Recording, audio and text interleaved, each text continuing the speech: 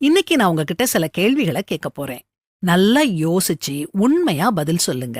உங்க பதில்கள் உங்க வாழ்க்கையையே மாற்றும்.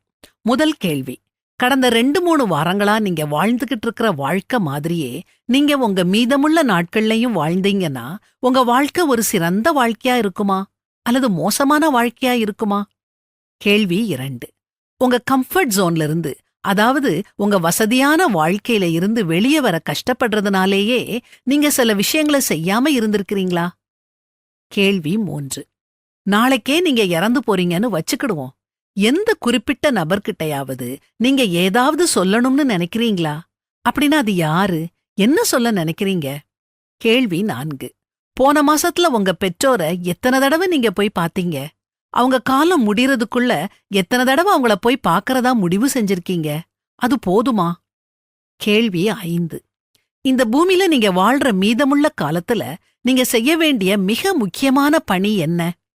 அதுக்கு முன்னுரிமை கொடுத்து அந்த பணியை செய்ய ஆரம்பிச்சிட்டீங்களா? கேள்வி 6, நீங்க உங்களுக்கு பிடிச்சதை இழந்துருவீங்க அப்படிங்கிற பயத்துல எந்த நன்மையையாவது செய்யாம விட்டிருக்கீங்களா? கேள்வி 7, இதுதான் கடைசி கேள்வி. உங்க பேரு, உங்க படிப்பு, உங்க பதவி, உங்க ஸ்டேட்டஸ் இது எல்லாத்தையும் எடுத்து போட்டுருங்க. இப்போ சொல்லுங்க, நீங்க யாரு? இந்த கேள்விக்கான பதில் உங்களை சந்தோஷப்படுத்துதா, திருப்திப்படுத்துதா?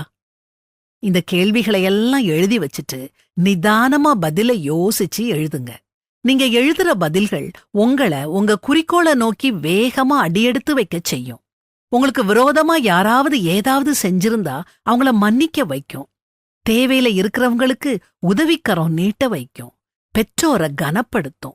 நீங்க வெற்றியுள்ள வாழ்க்கை வாழ்ந்துகிட்டு இருந்தாலும் ஏதோ உன்னை இழந்தத போல உணர்றீங்களா? ஆண்டவர்கிட்ட உங்களை ஒப்படைங்க. வேதாகமத்தை வாசிக்க, ஜெபிக்க அதிக நேரம் ஒதுக்குங்க. வேத வசனங்கள் படி நடக்க முயற்சி செய்யுங்க.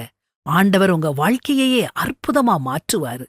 ஆகையால் நீங்கள் கர்த்தராகிய கிறிஸ்து இயேசுவை ஏற்றுக்கொண்டபடியே அவருக்குள் வேர் கொண்டவர்களாகவும் அவர் மேல் கட்டப்பட்டவர்களாகவும் அவருக்குள் நடந்து கொண்டு நீங்கள் போதிக்கப்பட்டபடியே விசுவாசத்தில் உறுதிப்பட்டு ஸ்தோத்திரத்தோடே அதில் பெருகுவீர்களாக.